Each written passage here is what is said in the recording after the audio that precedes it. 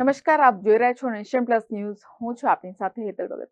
સુરતમાં બાંગ્લાદેશમાં હિન્દુઓ પર થઈ રહેલા અત્યાચારને તાત્કાલિક રોકવાની વિવિધ હિન્દુ સંગઠનો દ્વારા રેલી યોજી માંગ કરવામાં આવી છે.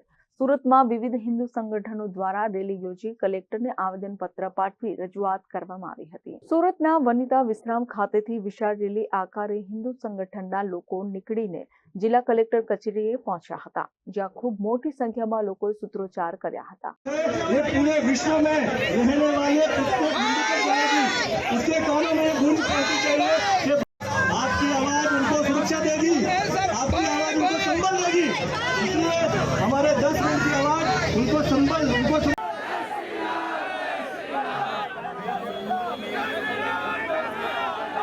દેશના હિન્દુઓની લાગણી બાંગ્લાદેશ સરકાર સુધી પહોંચાડવાના પ્રયાસો કરવામાં આવી રહ્યા છે.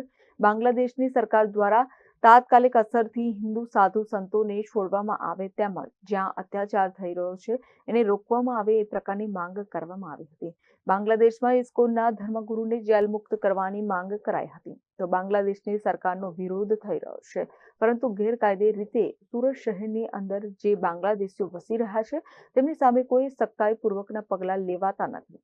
હિન્દુ સંગઠનો દ્વારા રજૂઆત કરવામાં આવી છે કે સુરત શહેરની અંદર નાના મોટા ધંધાની અંદર ગેરકાયદે દેશમાં ઘૂસણખોરી કરીને આવેલા બાંગ્લાદેશોની ઓળખ કરીને તેમને તાત્કાલિક સુરતથી બહાર કાઢીને બાંગ્લાદેશ મોકલવામાં આવે. Bureau report, Nation Plus News, Surat.